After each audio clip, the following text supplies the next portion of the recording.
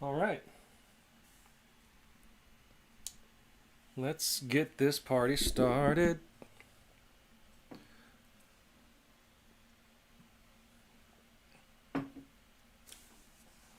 I hope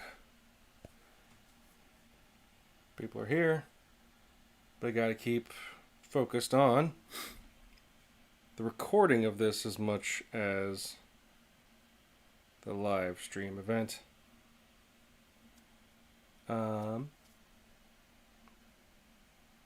Feel free to leave your comments in the chat or questions.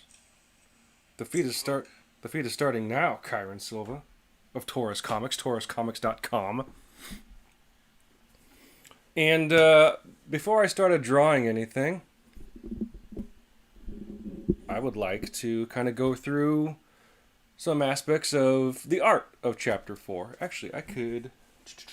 Let me get something first.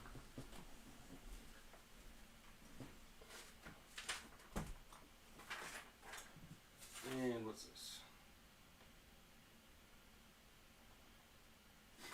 Okay. So one of the things I wanted to kind of go through was...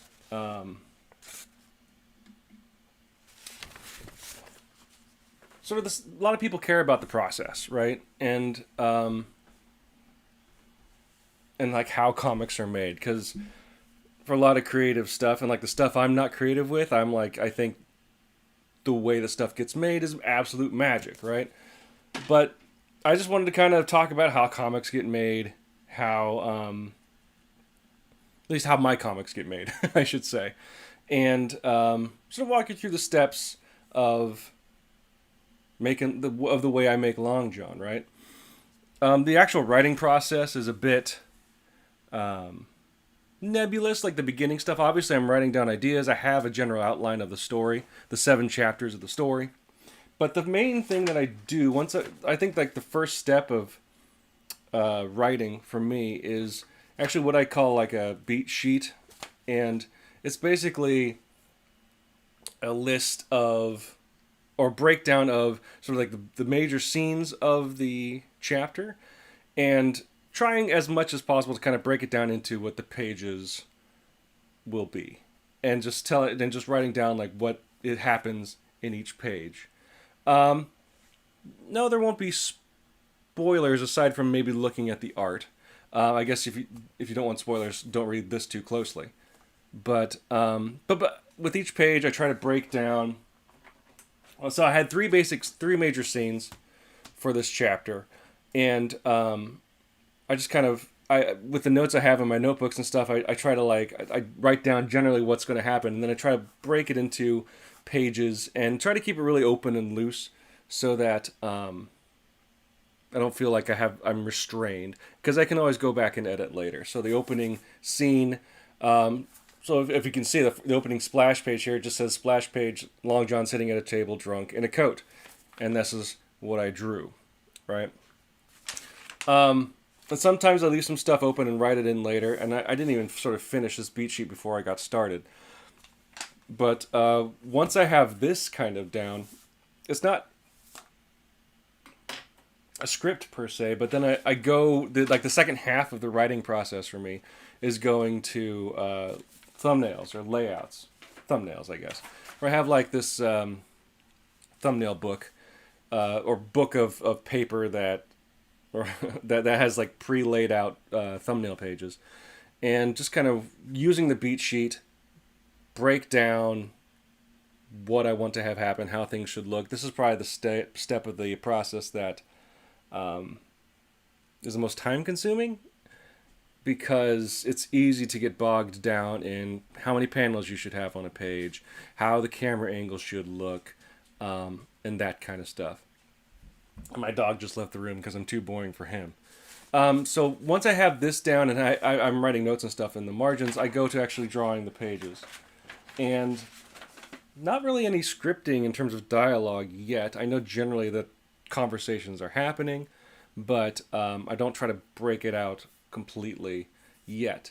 At this point, by the time I drew this, even though it's up here in the top, I don't know if you can see that, I didn't have a title for the book until it was almost done. But yeah, so I just want to show off some of my favorite pages from Chapter 4. And again, I guess there's spoilers if you want to consider art, but I don't necessarily think there's spoilers. And at the end, before I start drawing, I wanted to show you some stuff that's going to be in the print version of the chapter. An extra short story that's not going to be online. So this opening page was an image I had in my head for a very long time. I think a lot of comic creators work this way, where for each story or each scene, they kind of have an image pop into their head, or at least that sets the tone. It's something they want to work towards, and will use as a jumping off point for whatever comes after it. And this, I actually kind of wanted it to be as claustrophobic as possible. And the main source of inspiration, I guess, and I don't think I captured it in the final page here, was actually some of the drawings of Batman that Frank Miller did in The Dark Knight Returns, where he looks like he's stuck in like a closet or like a doorway. He just looks really cramped, like he couldn't fit into the panel or the page. And I really wanted that cramped kind of space, but I gave him some leg room, and he man spreads down here. But I ended up really liking the way it turned out, even though it wasn't necessarily exactly how I envisioned it. I think this kind of jumps all over the place, but I think these first pages are from the beginning of the book. This is the page that comes right after. This is just a page. I liked how it turned out. I took a lot of time with it, working out the perspective and filling out the room. A lot of cues here for some of the characters that I won't necessarily go into, but you can learn a lot about the bartender, Larry, the owner of the Broken Barrels saloon, just by kind of picking apart the items in the background. But yeah, I remember this panel gave me a lot of trouble because it's a lot of perspective drawing, especially if you're not the most confident at it, or you can have a battle between what you want on the page versus what the perspective you're drawing at can actually fit on the page. And so for a long time, the doorway was like this line here, the wall was way lower, and it pushed everything. It made basically a triangle shaped room until I realized, like, no, Dan, you can't. Let's just actually work this out as closely and carefully as possible. That it all kind of fell together, and everything kind of felt like it's sitting on the same ground level. What do you call it? Trivia, a bit of trivia here.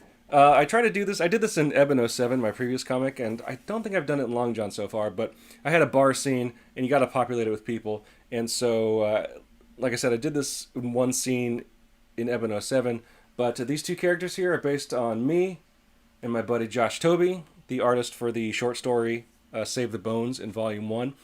And he did some inking in Volume 3, and he's doing another Hellrider Jackie story in Volume 4. And we'll actually take a look at some of that art a little ways down the line. But yeah, I really like this page. I like how it turned out. Cinematic. Jumping forward a bit, this is where we meet a character called the Rook, who I won't spoil who she is, I guess, if you want to save that for the thing. This is just a page, another kind of perspective page and sort of artsy-fartsy page that I really like how it turned out. Specifically these last two panels. Kind of like the previous page I showed you. Just kind of, I tend to try to draw very quickly, despite the fact that it takes forever for me to make comics. And it was actually fun, just kind of slowing down and like, let's work this out and make it as viable and as effective as possible. And especially with her pose, which I'm pretty, not to toot my own horn, toot, I'm pretty good at drawing people and posture and exhibiting character through pose. But situating that character in this room, in this chair, it all really kind of came together. And it's panels like this where I'm like, hey, maybe I can do this. Yeah, and we'll see. I guess, spoiler alert, kind of. We'll see more of these thugs, the Rook's thugs, or henchmen, in Chapter 5, once we get going on that. And I guess I should say, this wasn't really based on anything. I did look at some old-timey, like, hotel, like, lounges and sitting rooms, but I didn't have a specific drawing. I'm like, okay, I got a room. It's going to be this tall. let's fill it full of stuff. Well, jumping way forward now, I guess I organized these by like my favorite pages. This is 3 pages from the end. Again, I don't think it's too much of a spoiler, perhaps, but I said this when I wrote the notes for the page. I like the sort of cinematic quality of it. Not that it's very cinematic, but the sort of animated quality of it. With these 2 pages, these 2 panels being the same, just the context is different. There's I took some elements out, and were this for my last comic, thank you, Kyron. I probably would. In Ebon 07, I started that comic digitally. I drew it all in Photoshop. And I drew the panels sort of all over the place and kind of scanned them in and compiled it in Photoshop and just drew the inks that way. So the chat is a little bit behind, but yeah, Kyron, you know the oops, you know the hell that is drawing bookshelves. But for Ebon 07, like as I went forward about halfway, maybe like a year into that comic of the 6 years we did it, I switched from digital to drawing it physically. I don't have any examples of that here, but there are some panels and some scenes and some elements that I just didn't draw on the page because I'm like, oh, I could do that faster and better in Photoshop. So it was really a hybrid comic. So if this page were done for Ebon 07, I probably would have just copied and pasted and then changed elements, mild elements for each panel. But I didn't even... Did I lightbox this? I don't think... I might have. I might have like photocopied this panel, printed it out on a piece of paper, and then put the piece of paper behind here and put it up to a light. I don't have a light box, so what that means is I freak out my neighbors. I raise my blinds that are right over there, and put the pages against the window, and redraw it there. But I really like how this, and especially like the sequential action here. I wish this face had been moved over a little bit so it would line up a little bit better. You can see that there's more of the cheek here than what you see over here. And the biggest struggle of this page was actually this panel. The perspective was freaking me out for some reason. Figuring out the perspective going upstairs and then going down a hall. And it also gave me problems when coloring it. But it's clear what it is. That's all that matters, right? Oh, this half is very phallic. Sorry about that. But this is the 2-page spread. I have I done it? Yeah, I did one in chapter 3. I don't think I have that out. But this is me wanting to kind of... I hope it all shows up on the camera here. Wanting to take the piss out of 2-page spreads. Usually 2-page spreads are very melodramatic, very action-focused. They're kind of covering a lot of space, and I wanted to just do the opposite of that with this one. And let me actually check here. Can I see it? Okay, there we go.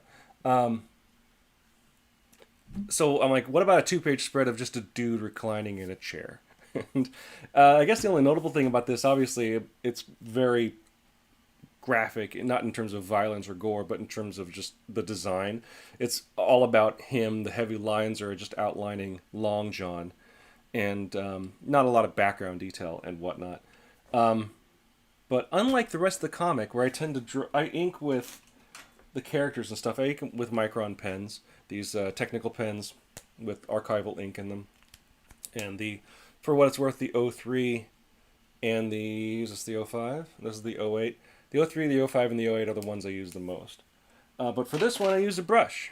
And is most likely this brush pen, this Pentel brush pen that I like a lot.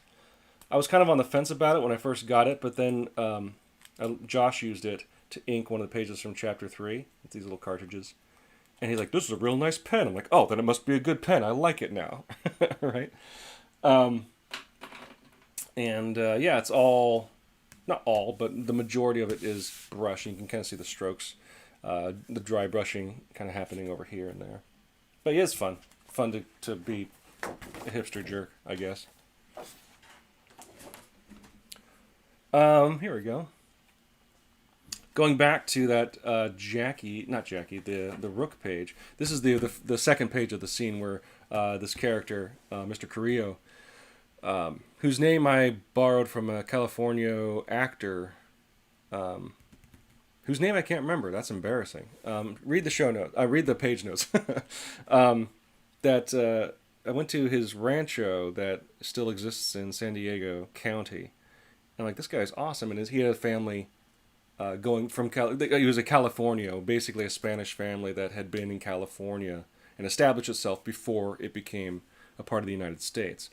And so I stole the name and gave it to this rancher, even though the very different part of the state. But this was just fun because, again, it was kind of like a montage page where the only dialogue doesn't really happen. Dialogue doesn't really happen until the end, so it's just kind of like choosing neat shots and having fun with one point perspective.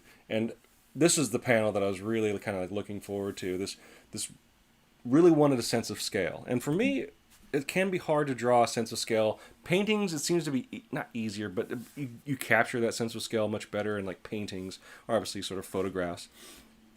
But I really wanted to show off how big this place was and how grandiose it was and how small this guy was, putting him into crafting a tone for what kind of situation this guy is going to have later in the scene. And I really like how this turned out. It's a fun panel. Boop, boop. And then this one, so I'm just looking ahead here. This is towards the end, and this isn't remarkable, really. This is one of the cases where I had or used some of the most digital manipulation for the entire series so far.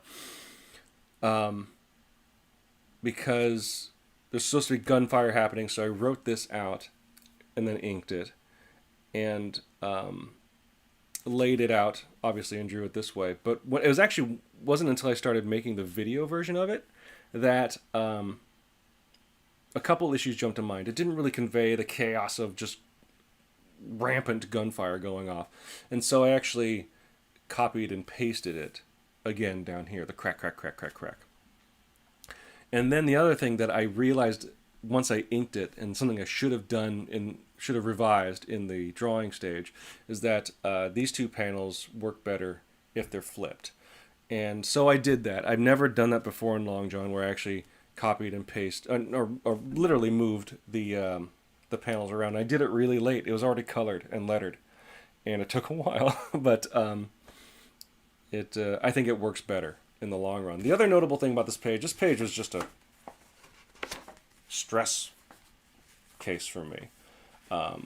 But when I don't like a panel, once it's inked, I don't patch it in digitally. I redraw it, cut it out, and paste it, and that's what happened here. Because the original panel here of Long John walking away while Jeff is under a table looked very different, and I realized I was just being lazy and decided to redraw it. And so that's the original panel. Not very good. And so I redrew it on and inked it on a separate piece of Bristol, and just put some Scotch tape there. Scotch tape doesn't scan, or if it does, you can just kind of cut it out, and it works much better. So those are the panels I wanted to show off for today, or the pages I want to show off for today. Again, if you have any questions, feel free to leave them in the chat. But I wanted to give you a little sneak peek. In volume 4, which is the name, every chapter is named, every print book is named volume 1, volume 2, volume 3, volume 4. Even though volume 1 does collect chapter 1, I wanted it to be its own kind of thing. So volume 4 is going to collect chapter 4, Dead Words. But since it's kind of kicking off the second act, or the next act of Long John, the beginning of the end, technically, I would say, I wanted to. It kind of feels like a new issue number 1. It's the beginning of this next series of chapters, and so that kind of comparison between chapter 4 and chapter 1, or volume 4 and volume 1, was really kind of on my mind. And in volume 1, there was a backup story featuring the character Hellrider Jackie called Save the Bones. It's 8 pages long that I wrote and did layouts for, and my friend Josh Toby drew it, and I colored it and lettered it and all that fun stuff.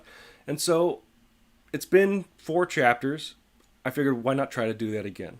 And so I did. And Josh drew a 10-page story called The Patient Feast, and it'll be a backup story in volume 4. I almost screwed up. And here is the first page of it. And we can talk a little bit about his technique. I don't know how much glare you're getting there. What can I say about this?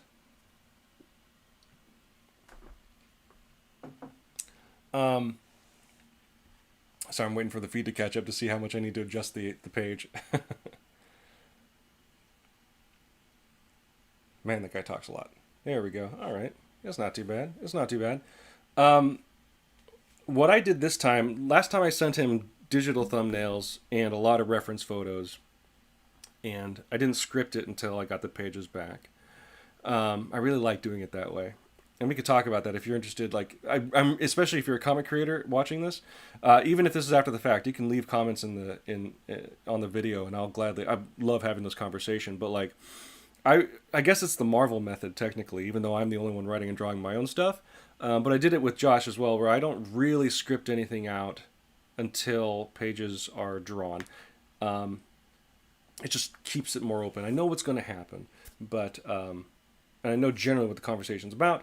But I just kind of, the art makes it more real, I guess.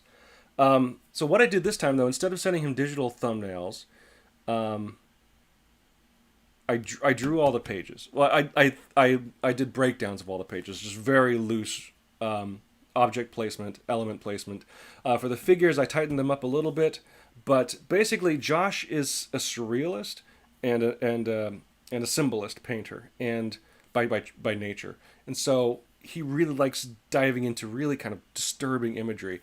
And these short stories are about looking into Hellrider Jackie's point of view on the world, and she is twisted. She sees the world in a very specific way. And Josh specifically told me that in the last story, he's like, he didn't. And I think this is on the website actually. I think for the last page, the notes he wrote for the last page of the first Hellrider Jackie story. He's like, I didn't get to cut loose enough. I'm like, all right, dude, I'm gonna let you cut loose, but let's work it in slowly. And so, this short story, The Patient Feast, we see some crazy stuff, and I'm so excited to show you. And we'll see a little bit of it in the preview I'll give you today. But yeah, so actually, I penciled it all out, or I broke it down in pencils, focusing on the figures. And then what he does, he inks. He goes directly to ink. He doesn't. It's crazy. If you're not an artist, it's really horrifying to hear that he doesn't pencil anything out. He uses dip pens, which whoopsie, I'm throwing brushes around.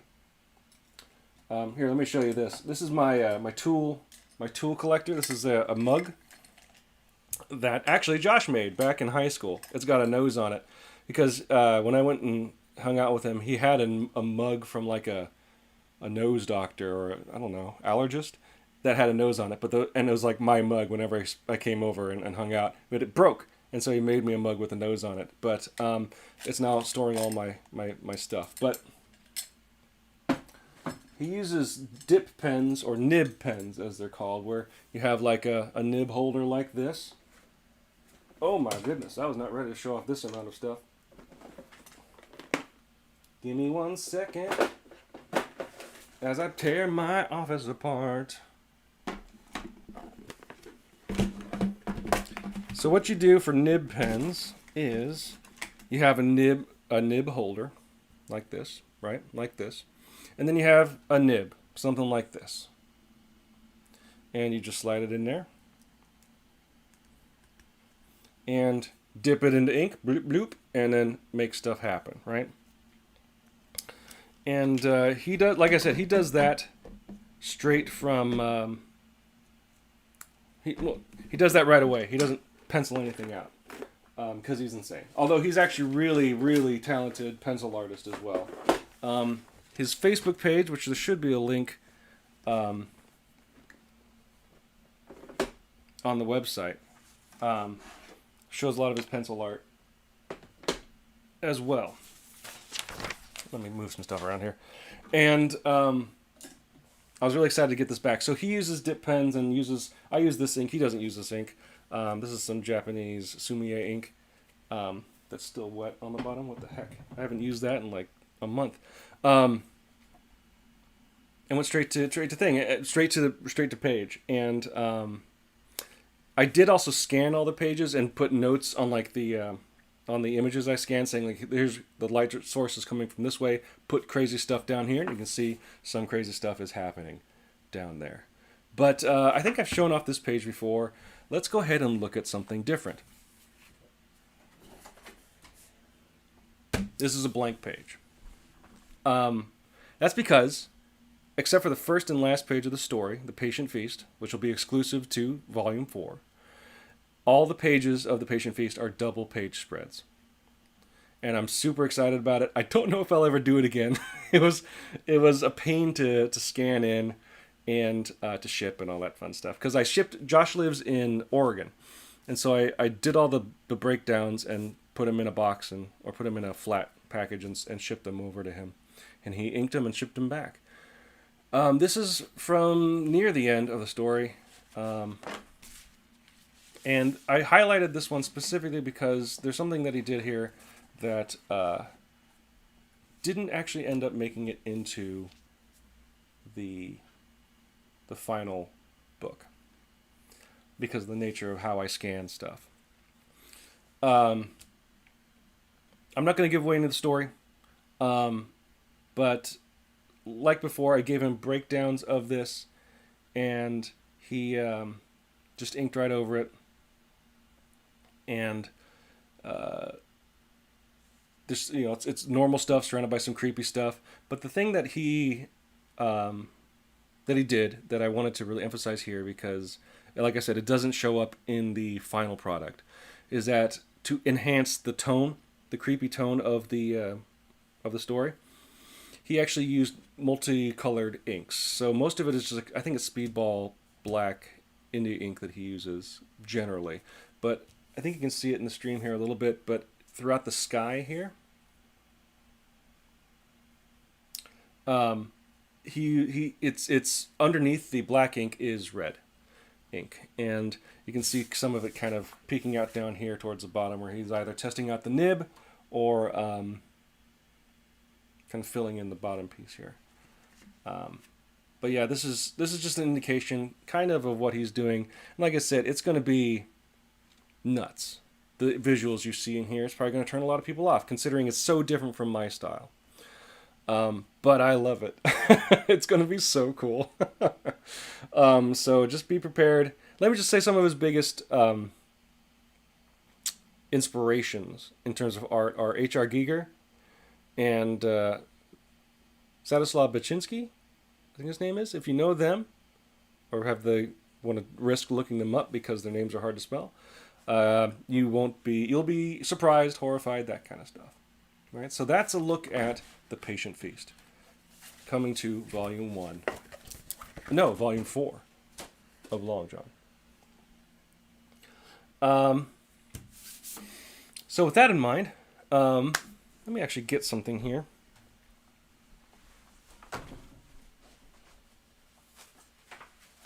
Oh. So I got my folder of art.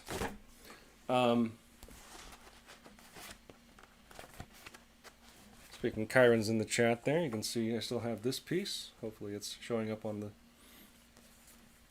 the feed.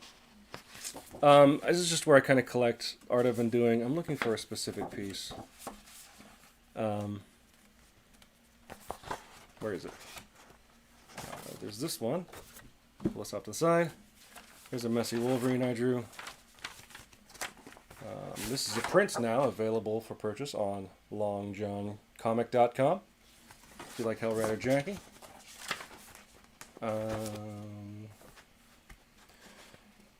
Where did it go?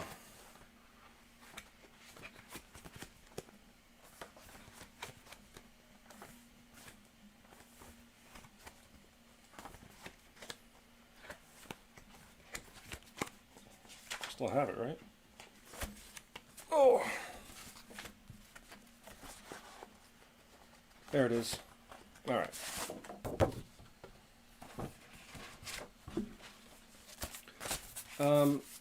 Since I talked about the print there, that Hellrider Jackie print.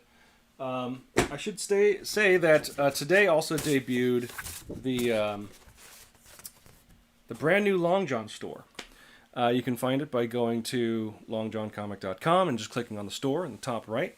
And basically, it's instead of using Etsy, I'm using a site called Weebly, which is owned by Square. If you've ever gone to a comic show or anything like that, that's like the little credit card swipers and point of sale apps that are used to buy stuff from artists.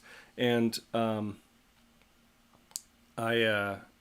they have an online storefront. I figured let's consolidate instead of like having online sales be through Etsy and then be physical sales be through Square. Like, let's just use Square setup to try to consolidate everything. And I think for the first time, if you go there right now, you'll find the first 3 books. You'll find a load of prints that I've made over the years and have supply and stock of. So feel free to check those out. And for the first time ever, I'm also selling ebook versions of the books, of the print books. They contain all the stuff that the physical books have. They're just as PDFs. But there's an outgoing link at the store to buy those through Gumroad, which I have found to be a more reliable and more user-friendly ebook or a digital purchasing experience for things like PDFs and whatnot. Mainly because the Weebly store, the online store I'm using now, doesn't allow you to upload PDFs so that when you buy an ebook, the purchaser can download them immediately. Instead, I have to send you a link, and if I'm out of town or something like that, then how long are you going to be waiting? It's unfair. So you can just kick you over to Gumroad, pay $5 for volume. Obviously, volume 4 will be up there, and it's not up right now, but it will be when it's available. And be sure to check that out. Let me know what you think. So this is the last time I did a stream was right before volume 4 started online, and this was the drawing I did during that stream. And it's all right. It's mostly brushwork, it looks like. I was thinking of trying to do some giveaways. I'll do this on the website later, but I'd like to give this away. And I'd also like to give away something that is a bit more of a piece of Long John history, and it's this drawing.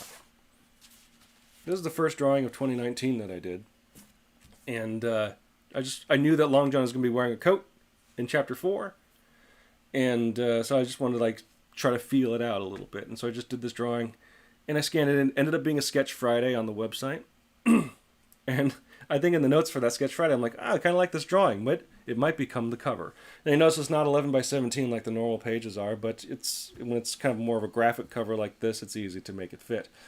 So I'd like to give this away, and I'm still figuring out what I want to do for that, but if this is interesting to you, you can have the actual physical art for Long John Volume 4 in your possession. It's a standard size, 9 by 12. And yeah, so that's what I'm planning on, but let's go ahead and do what everybody wants me to do and just shut up and draw, right? Hopefully I can in this awkward position that I'm in, straddling a microphone and working around a camera. Now, I didn't plan for anything, but if you have any questions about the chapter, about Long John, about making comics, about making art, about writing stuff, about anything, maybe not, and not anything, but I'll be glad to talk. But otherwise, I'm just kind of shut up and maybe pipe up with, or at least sort of talk through what I'm doing here. What am I doing here?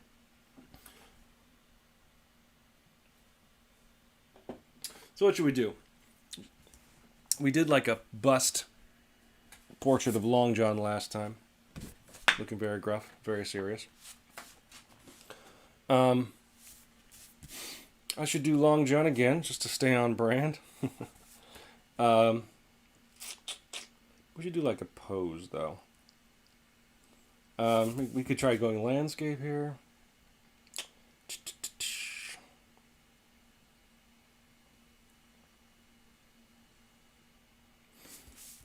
Let's see here. We could just do a heroic pose. How's that sound?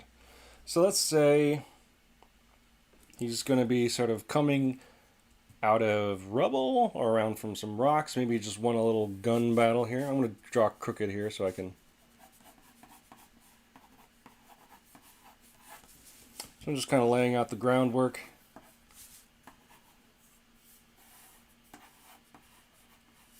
And I'm using a big old... Actually, I got this from Josh. Just a big old... Is this a 1mm pencil? It's just a lead holder. Right? Ooh, I need some new lead. Pretty soon. And what I like about this is that I could draw Jackie. Good call, Kyron. She could still be coming around the rocks, right? Or she kind of works the lake. So let's actually make these into tufa towers here. Good call. This could be in the foreground here. Tufa towers are like these weird salt deposits all around Mono Lake that are super creepy and cool looking. And we can kind of have the lake in the background here. Sierra Nevada background. And let's see here. I'm a bad artist and I always start with the head. I don't know if anybody can see this.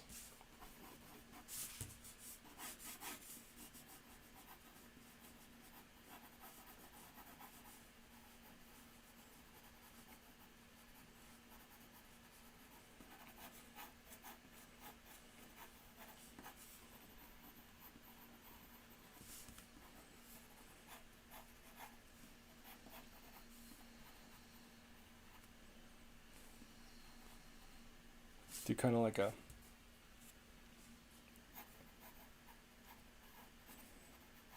we call it like a American Gothic kind of thing here.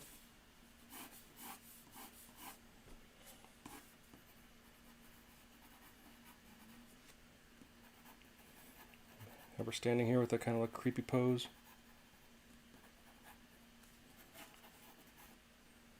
Or let's actually do something different. Okay, I like this. We're going to go horizontal.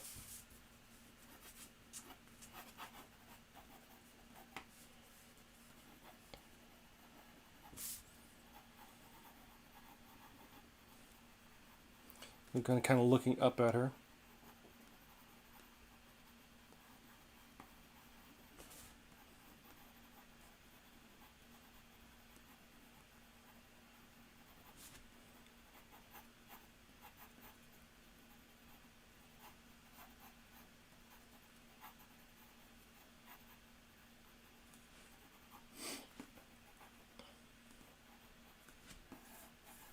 Cool, cool, cool, cool. I like this.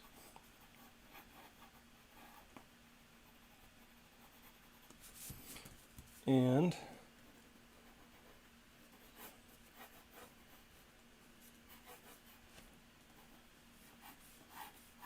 let's make it egregious.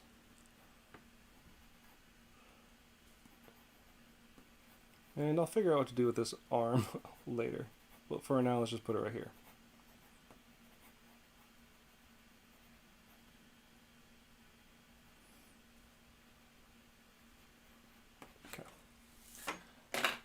So I'm actually going to kind of lightly erase here.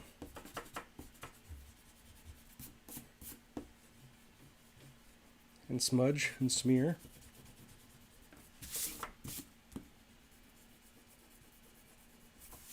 Okay.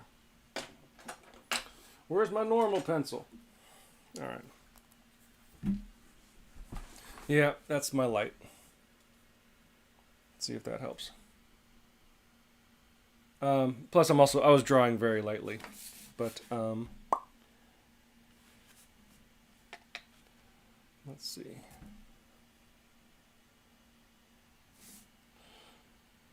Okay. Yeah, I can probably even zoom in a little bit here. Oh. Working with a...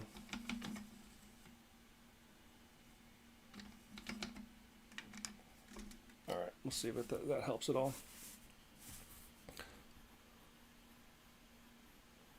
Now, normally I draw with like a blue pencil, but I have found that I've been getting a lot more satisfaction sort of drawing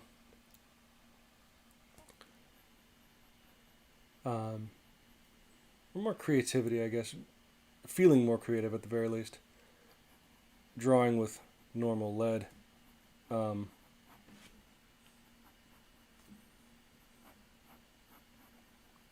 When I'm just doodling. You have some cool like trees in the background here.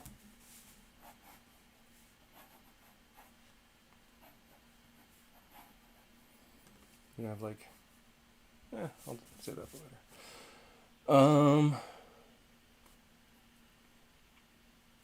So the thing with Jackie is that she's mostly a silhouette, right? She's got very sharp shoulders, kind of broad. And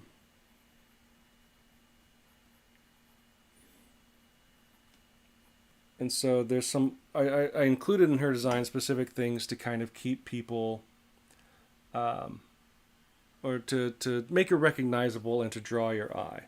And obviously the biggest thing is she has this skull mask on. Yes, she is wearing a mask, everybody. She is not a supernatural being. And we'll be learning more about her in Chapter 5. It's very exciting. And so there's the skull mask, and then there's this kind of like brooch with like a neckerchief kind of thing. That's all worn and weathered. And then there's this big bonnet she wears.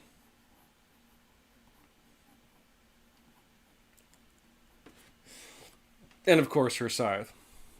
But I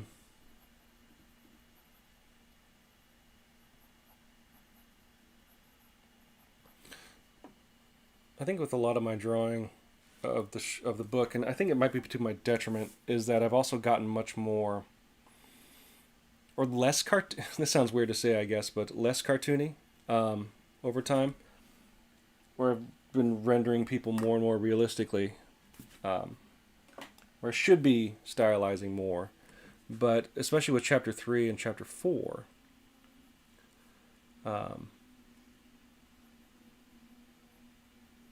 they're so dark thematically that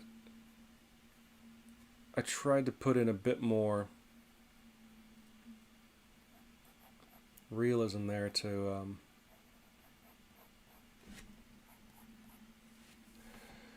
give gravity to the story that's being told.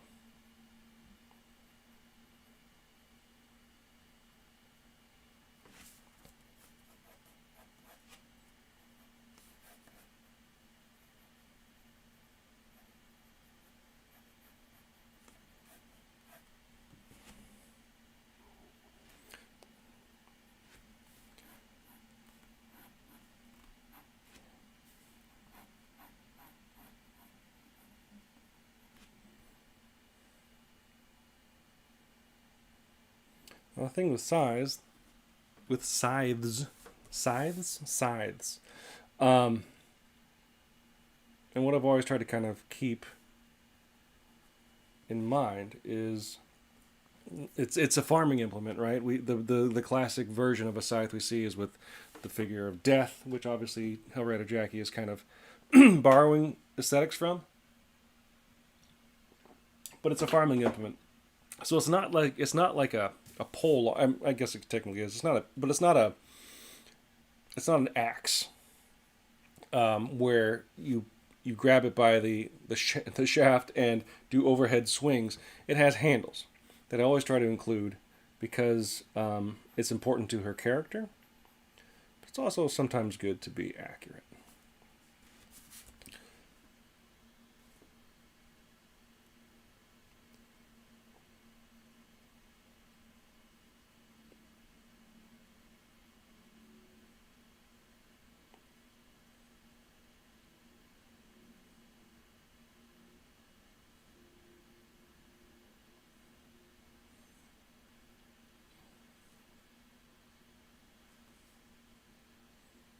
Let's see how this drawing turns out.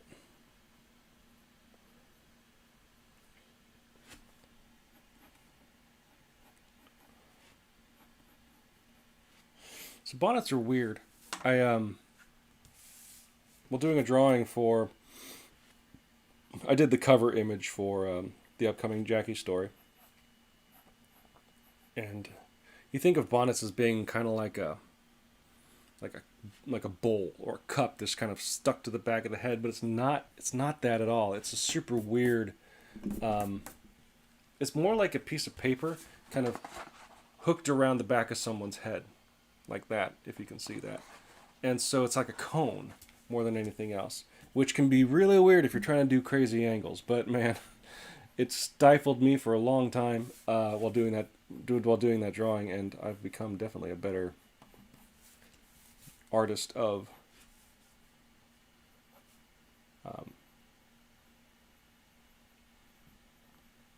bonnets since then. Now, even though I also tend to draw her in solid black, I don't. I do like having her kind of. So I guess spoiler alert, having her drawing out her clothes, just to give it some realistic weight.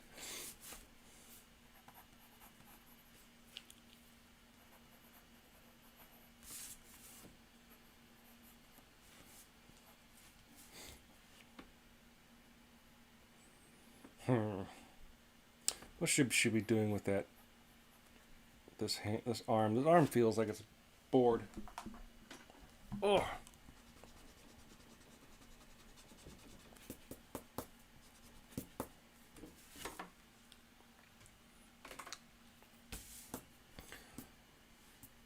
I could have her doing like a ominous point kind of thing. That's like, what is she pointing at?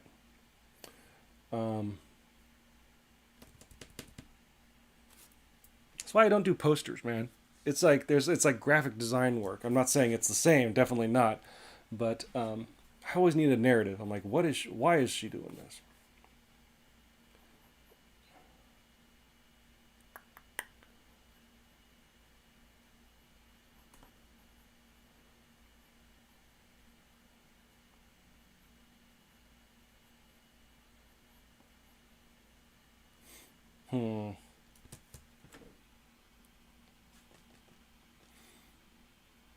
Art is hard. What could we do? What could we do?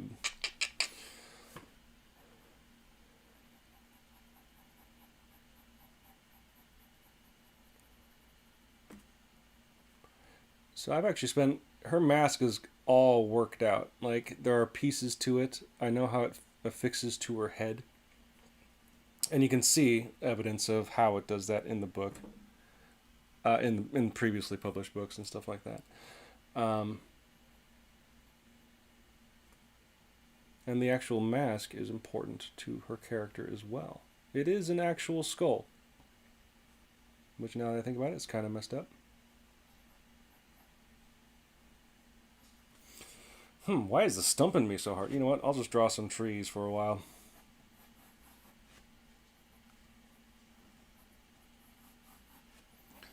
Not a whole lot to draw with trees. That mostly happens in ink.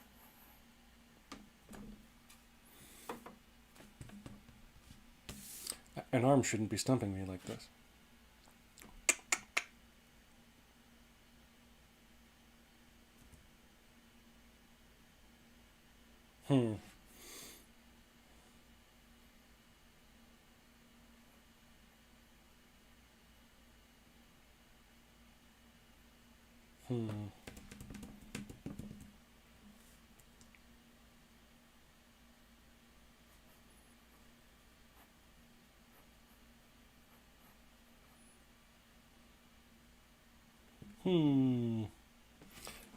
This is hard.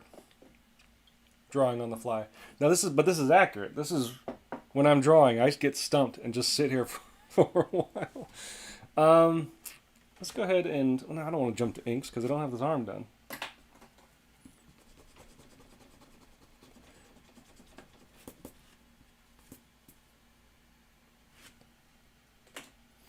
She could be holding something. Let's see.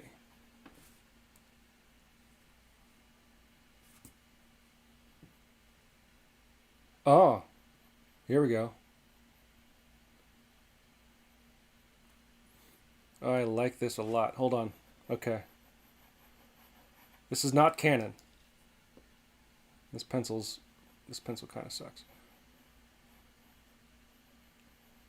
Oh boy. I like this a lot. Okay.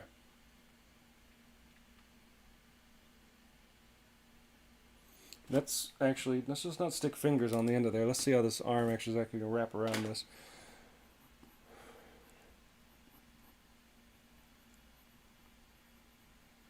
There we go. Okay.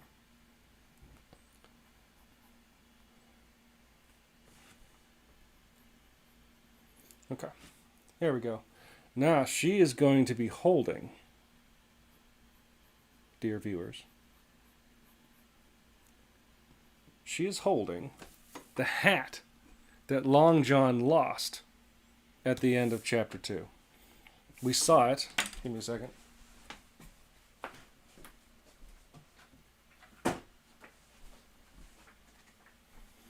Oh, sorry about that. In his chase with Johnny Mono, he almost fell off a cliff, and a breeze took off his hat, and it flew off into the woods. And the final page of that chapter is it caught on a branch. Right? So she retrieved it. There we go. Everything has a story. Should the angle be different? Let's try a different angle. I wanted to kind of have the hat tucked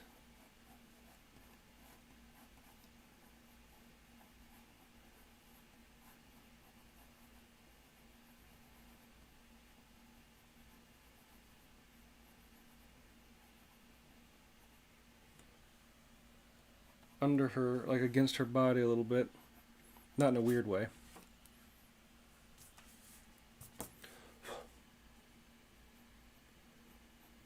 But I really like one of I guess I don't talk about I always talk about or complain about how much I hate drawing. Oops. But one of the things I do like about drawing a lot, and probably what makes my drawing so messy, is like if I have someone holding an object, or if an object is in front of a person, I really like figuring out how the body of the character works around it. Like if they're holding this, I don't just throw fingers on here and call it done, but I try to figure out the arm and the angle and how would the fingers be bending around the lip of the hat. And it's a lot of fun. I find that kind of problem solving super fun. All right. Problem solved. Whew. Okay. Let me erase a little bit and just put in a little more detail before I start jumping to inks. And in fairness, this is probably as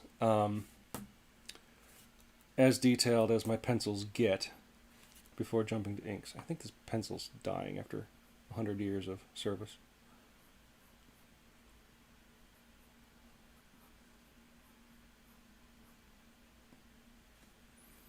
And let's work this out a little bit more.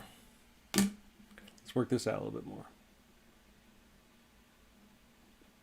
Sorry if my face gets into the camera.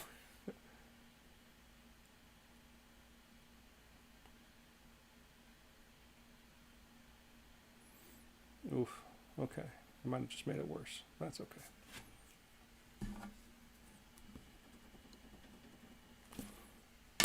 It's the minutia that drives you crazy.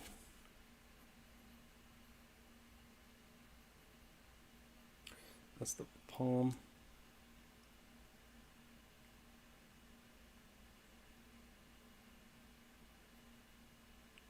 There we go. That works for me. All right. Let's do this. Let's get up my trusty tools here. So I'll be using my microns. Let's get these organized here. I don't want to embarrass myself. Sakura pens 03, 05, 08. Those are the main pens that I tend to use in all my inking. And at some point I'll be jumping over to this guy, the Pentel brush pen. And if I need any sort of added effects, I have two options for that. I have this Presto Squeeze Boy correction pen. And I have, for finer detail, this Uniball Signo Broad ballpoint. That works about 80% of the time. So I'm just going to start with some outlines here. I'm going to go with a bit of a thicker pen. I'm using the 05 here.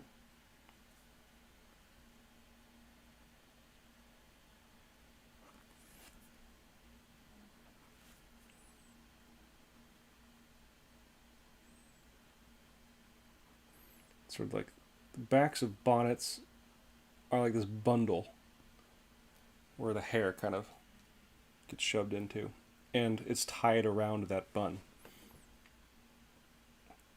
Speaking of which, it has nothing really to do with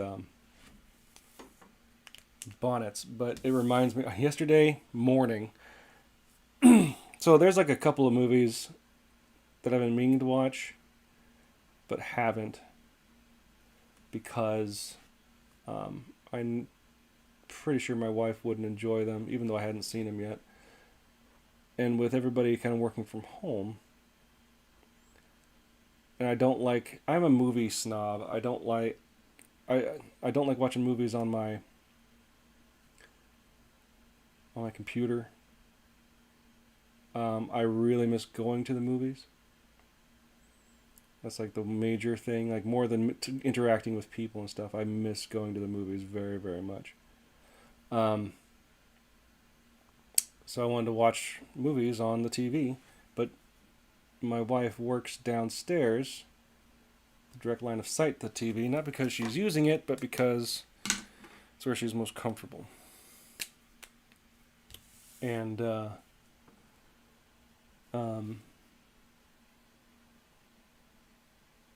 one of the movies I wanted to watch was a horror movie called Midsummer.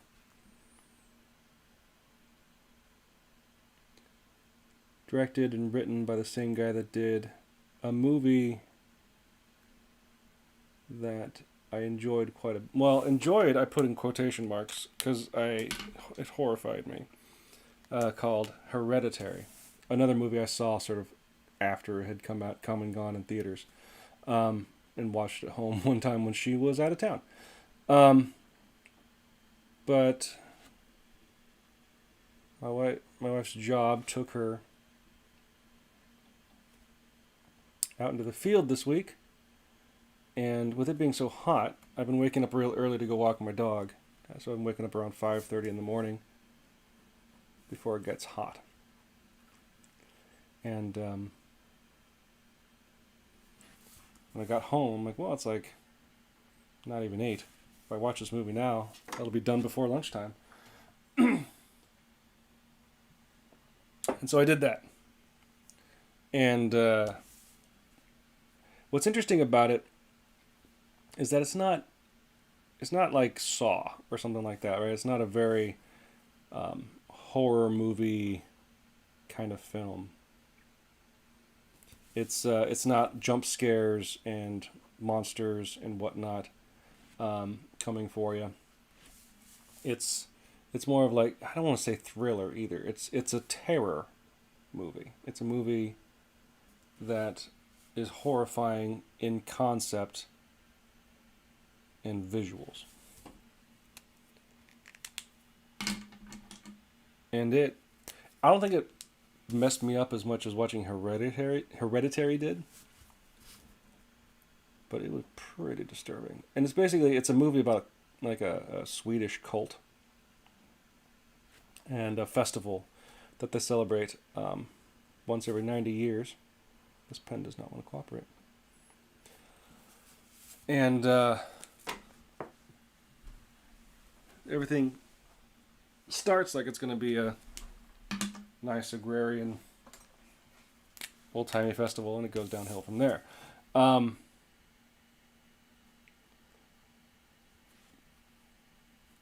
it was weird. It was very strange, very, very disturbing. I'm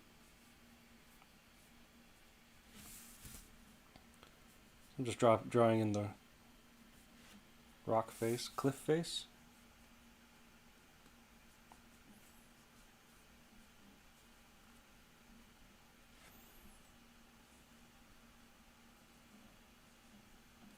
All my rocks look the same. But what are you going to do?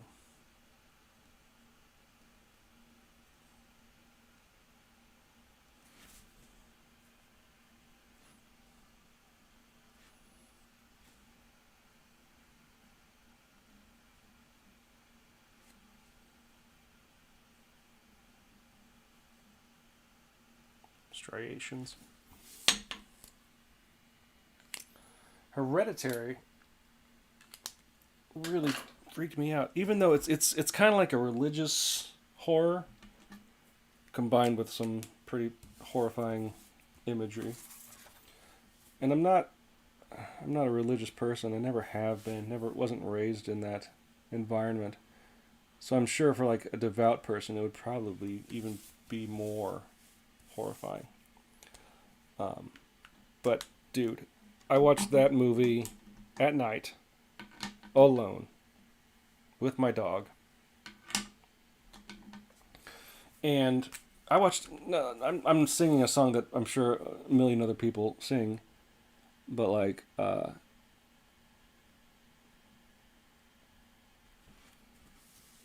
watched a lot of horror movies, especially as a teen, and had become pretty desensitized to the point where I'm like, my holy grail was to find a movie that kept me up at night, right? That really bothered me, disturbed me.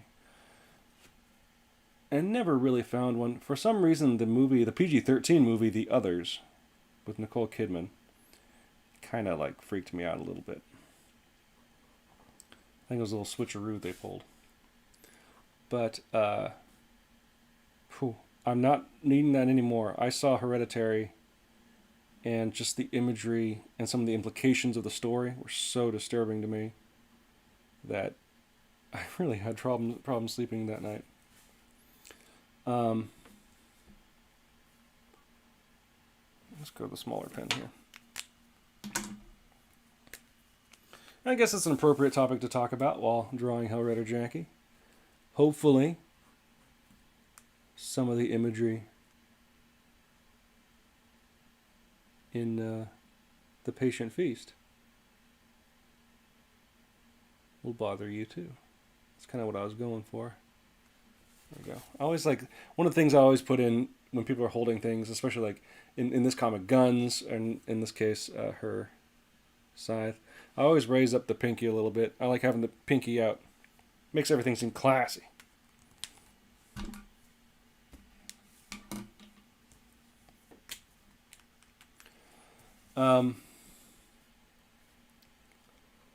Something else we could talk about, especially if the horror movie talk is bothering you, as it's starting to creep me out, as I'm all alone in my house right now, is one of the things I did for Chapter 4 in its release that you may or may not have experienced is that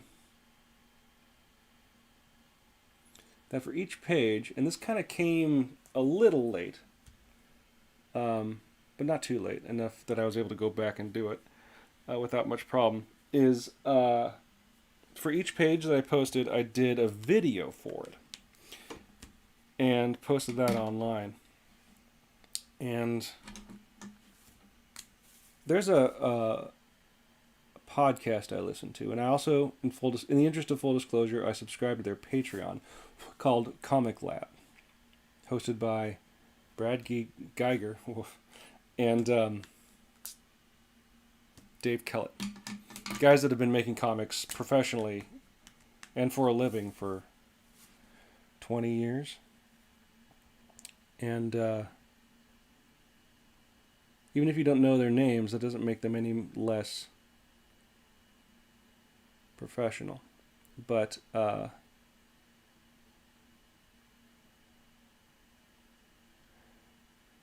have a lot of information, and I like the guys. I think they're fun. But they have a lot of interesting advice. Not all of it particularly relevant to my interests, but I take what I can to use for my own purposes. And I say that because, one, I'm not really trying to go pro at this point. Two, their comics are much more sort of like comic strip focused, and so a lot of their advice pertains to that kind of layout. And comic strips meaning like Garfield, Calvin and Hobbes, Far Side, that kind of stuff. Let's have this floating in the breeze here. There we go.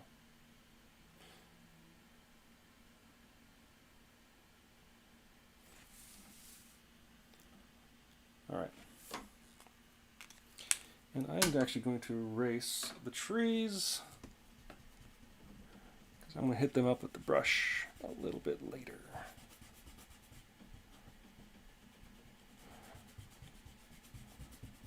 Another reason why I tend to use blue pencil instead of normal lead when doing pages, especially, is that erasing is a pain in the butt. And especially one of the things that's most frustrating is that my major problem with these pens is that when you erase pencil over them, when you erase over them to try to get the pencil that's underneath, erasers pick up the micron ink so much that oftentimes I have to go back in and re-ink, not fully like re-ink, but kind of go over the lines again because so much ink came up. It's really frustrating. Okay. So what I'm going to do now is go to this guy and just fill in Hellrider Jackie. What was I talking about? Oh yeah, the videos. So the video idea came from this podcast. Specifically Brad Geiger, who his webcomic is called Evil Inc. He has another one called Evil Inc. After Dark, which is a not safe for work comic. I haven't read it. And I should also disclose, I don't actually, they also run their own individual Patreons. And though I read their comics back in the day, like when I started doing comics back in 2006, 7, that kind of stuff, I did read their comics, but I don't really anymore, but that's not really the point or the problem. They don't mind, because I do respect them quite a bit and want to hear their advice. And so you get their weekly podcast called Comic Lab, but you also get a weekly sort of like what they call a Pro Tips podcast from them. That is a shorter podcast that just has each of them dispensing quick ideas to you. So I have to be careful here, lest I put ink on something that shouldn't have ink on it. But Brad is with his comic Evil Inc. And Dave Kellett does a comic called Sheldon, as well as a comic called Drive. But Brad's really leaned into sort of the social media aspect of webcomics. And so I wanted to take some of his advice as I went into releasing chapter 4 online. And he's really, like, he's almost proposing, and he would probably push against this, but what's less important is having a website. What's more important is making sure your full comics are available and easy to read on social media, because that's where people go. for their content, not only their entertainment but their news and whatnot. And specifically, he's been really interested in Instagram. And so actually, the square choice for the videos, as you might notice if you see them on Facebook, is based off of a template I got through the Patreon subscription to Comic Lab. And he does, since he actually he goes the full mile, even though he draws full pages for Evil Inc. He basically, and I'm not judging, formats his panels to be square so that they work in Instagram. I'm not willing to go that far yet. Even if social media is the future of comics, whatever.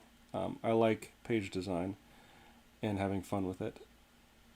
And if I'm a fuddy-duddy for not wanting to compromise that, then call me a fuddy-duddy. I will gladly be hoisted upon that petard. But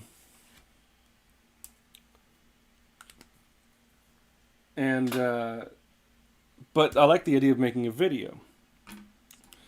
And so it was really fun. I made the videos I have a Mac, so I use their built-in video app.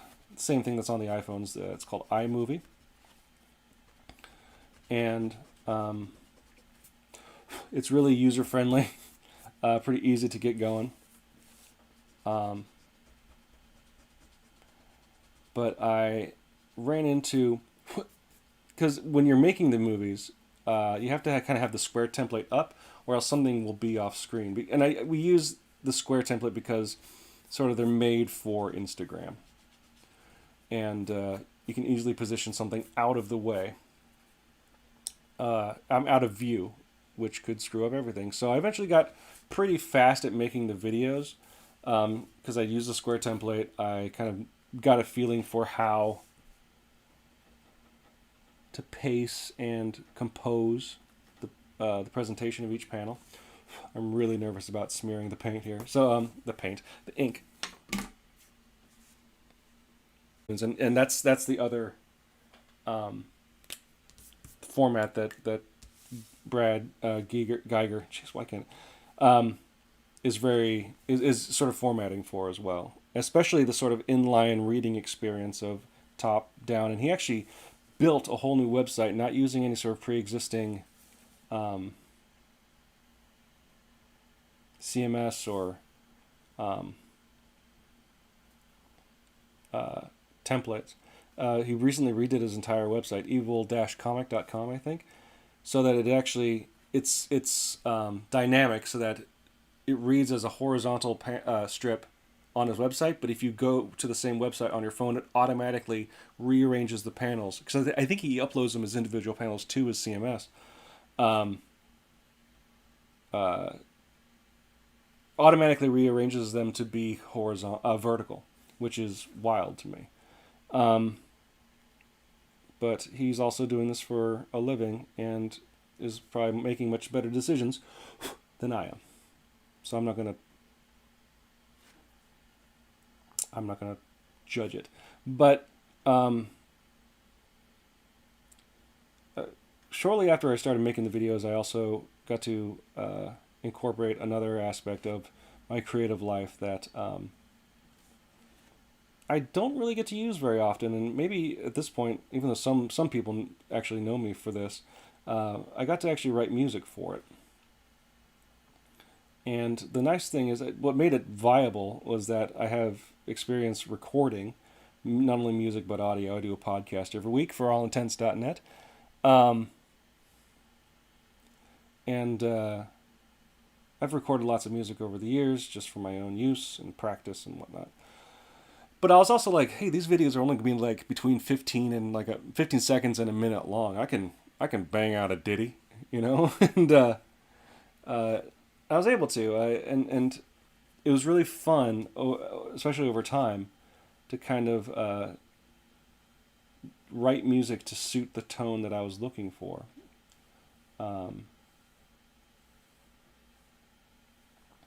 And actually, in some cases, I would say the video version is better than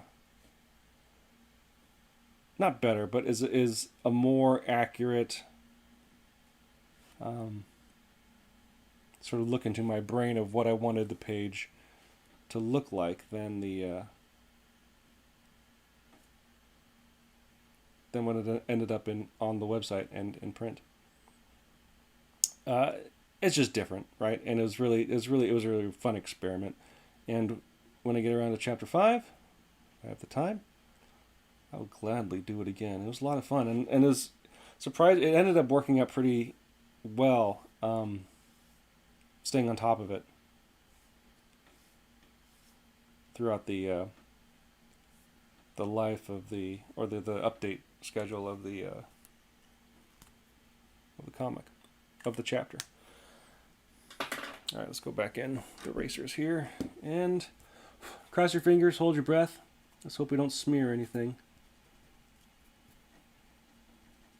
If I was using the bottle ink I have here, I'd be a little more worried, but all right. Cool. Let's get this guy out of here.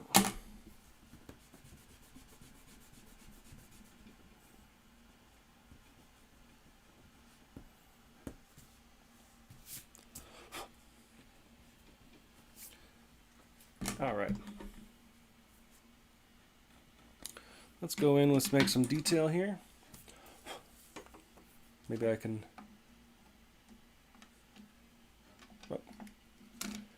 zoom in a little bit. Let me go over to, there we go. All right. So I'm going to go over a little bit some of the ink I already put down because the eraser pulled it off. But yeah, so making music, those videos are super fun. I really hope you all enjoyed them, because they were a blast to make, and I will honestly say that I got a stronger response to the videos than I did actually posting the pages. Just in terms of views and how many eyes got onto it, and just response, actually interaction. It's pretty wild. But you know, that doesn't upset me because the pages are still there. That is the main way the comic should be read, or will be read, I should say.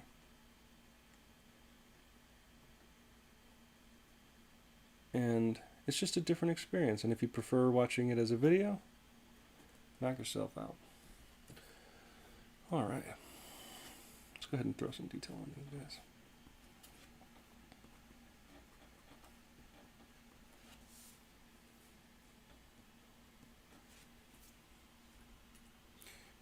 And if you have any questions or comments or topics you want me to talk about, feel free to put those into the... Oops. Does not kick the camera. Is this dry?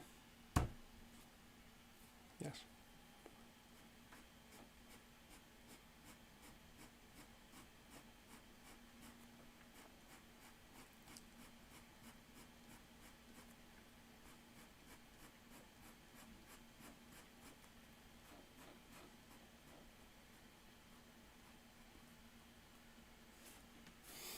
And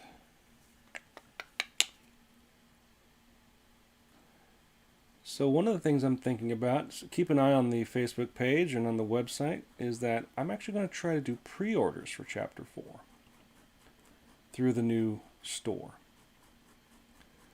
I'm not banking on them. It's not like if I don't get pre-orders, the books won't get made.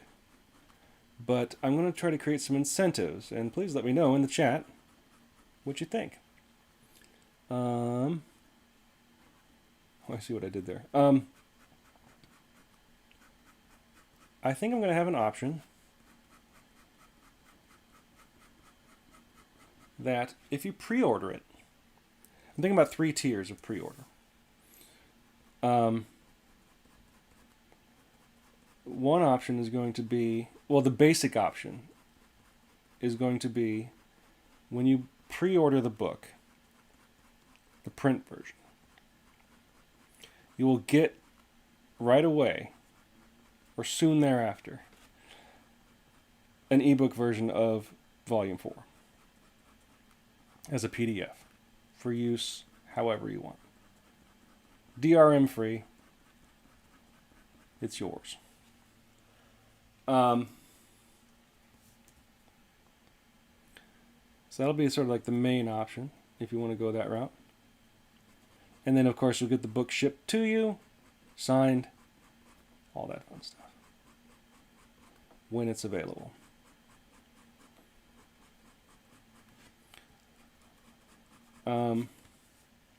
Oops, sorry. Well, went a little high here on the screen. The second option is pre-ordering the book, still getting the ebook, but also getting a Chapter 4 print. And it'll be a little bit more,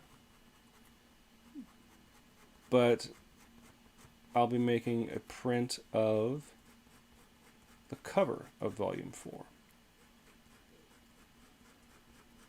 and include it with the purchase. And then another tier of pre-order will be basically a 4-book bundle. Currently there's the 3-book bundle, Volumes 1, 2, and 3 for a mere $20, free shipping. But the 4-book bundle will obviously be all 4 books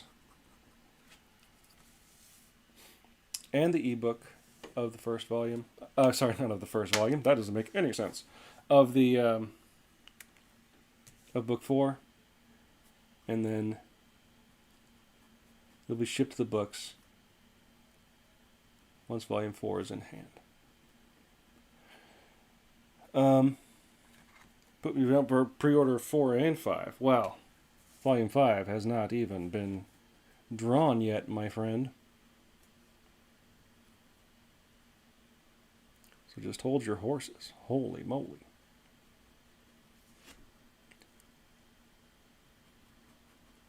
Alright, still on the page? I zoomed in a little bit there. That's looking pretty good. I like it. I'm not going to lie, I was a little skeptical when I started drawing it. Oops.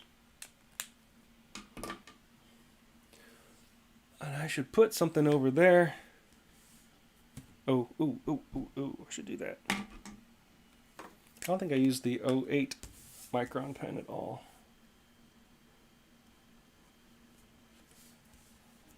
Gotta have a shadow.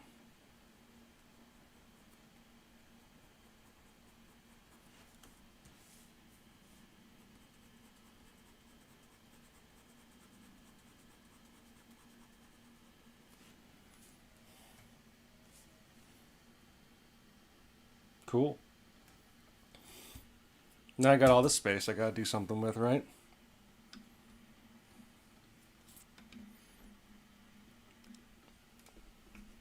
Or should I just leave it blank? Oops, wrong way.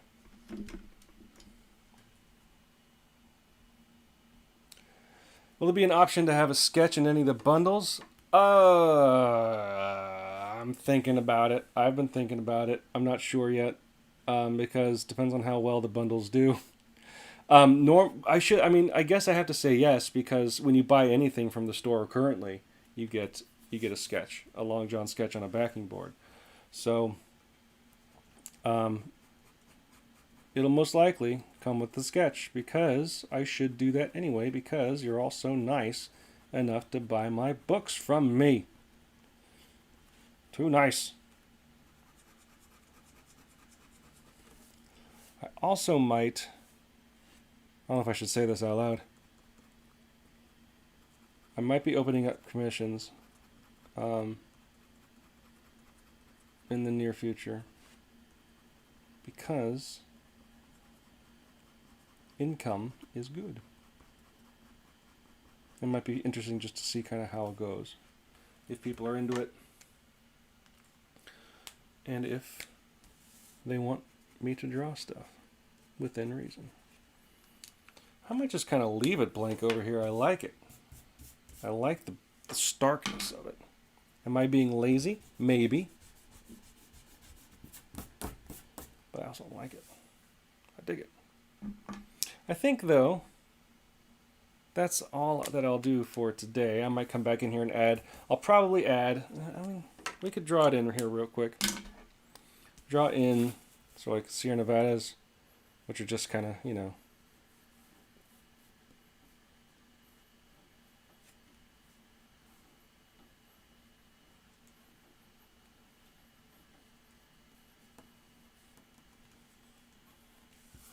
Oh, what do you guys think of that?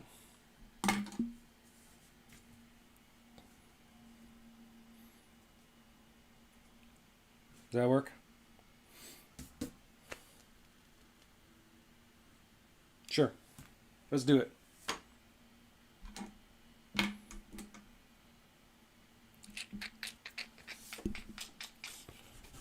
Oh, my eraser's so dirty. This is something I didn't really start doing until recently. Actually erasing before inking, which apparently people actually do. Even just growing up as a kid, I never pre-erased. I'm still super scared to do it. But let's just go nuts here. Not nuts. Oh my gosh. Sorry. Oh, the shadows.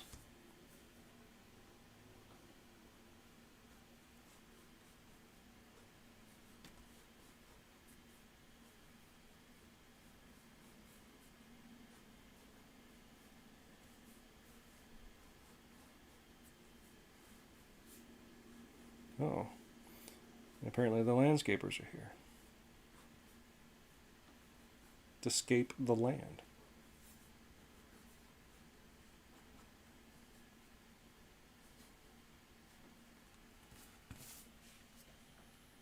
Something like that.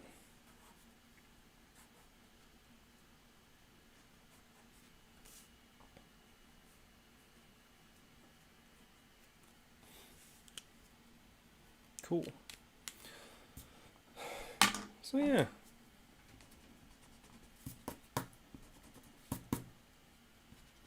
Let's go ahead and tentatively call it done. Oh, I know what I could also do.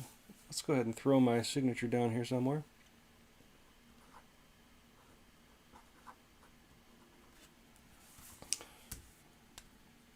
And that's DCVB, my initials. And 2020. So I think we're going to kind of call it there. Thank you, everybody, for showing up. Thank you so much for reading Chapter 4. Thanks for picking up Chapter 4 when it goes on sale. I know it takes a long time for me to make books, but the reception that everybody always... the reception that I get and the enthusiasm that people have when they show up, when the new books show up, when the new pages go up, has always been exciting and energizing and really makes it all worth it. So thank you so much for coming by, hanging out, and obviously I'll be putting up stuff online. Check the website for any updates, again, for any, especially for merchandise updates and pre-order kind of stuff, and for new art updates on Chapter 5 as that gets going. And yeah, you rock. Thank you so much, and I hope, if you haven't read it yet, I hope you enjoy Chapter 4 and the exclusive print short story, The Patient Feast. And if you did read it online, thank you so much. I hope you enjoyed it, and I'll see you later. Hopefully during the summer I'll keep doing some live streams, drawing online and talking to people. All right? Thank you so much. Have a good day. LongJohnComic.com. I should throw that in there. And thanks, Kyron, for holding the fort in the chat. TaurusComics.com. Great stuff, as always. Have a good day. Bye-bye.